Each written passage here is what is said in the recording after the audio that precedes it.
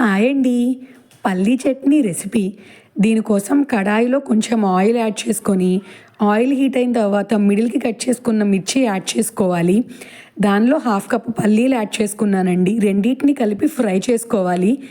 ఇవి కొంచెం ఫ్రై అయిన తర్వాత నేను పచ్చి శనగపప్పు యాడ్ చేసుకుంటున్నానండి.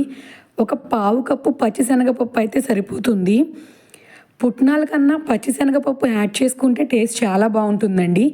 అన్నిటినీ కలిపి ఫ్రై చేసుకొని ఇలా ఉన్నప్పుడు మనం స్టవ్ ఆపేసుకొని మిక్సీ జార్లోకి తీసుకోవాలండి. కంప్లీట్గా కూల్ అయిన తర్వాత దానిలో జీలకర్ర, కొంచెం చింతపండు లేదా లెమన్ జ్యూస్ అయినా యాడ్ చేసుకోవచ్చండి. సాల్ట్, వెల్లుల్లి వేసి మెత్తగా గ్రైండ్ చేసుకోవాలి. దీనికి పోపు పెట్టుకోవాలండి. ఆయిల్లో కొంచెం ఎండుమిర్చి, ఆవాలు, పచ్చిశనగపప్పు, మినప్పప్పు, కరివేపాకు వేసుకొని బాగా ఫ్రై చేసుకొని చట్నీలోకి యాడ్ చేసుకుంటే మన పల్లి చట్నీ అనేది రెడీ అయిపోతుందండి. చట్నీ కంపల్సరీ కూల్ అయిన తర్వాతనే మిక్సీ చేసుకోవాలి.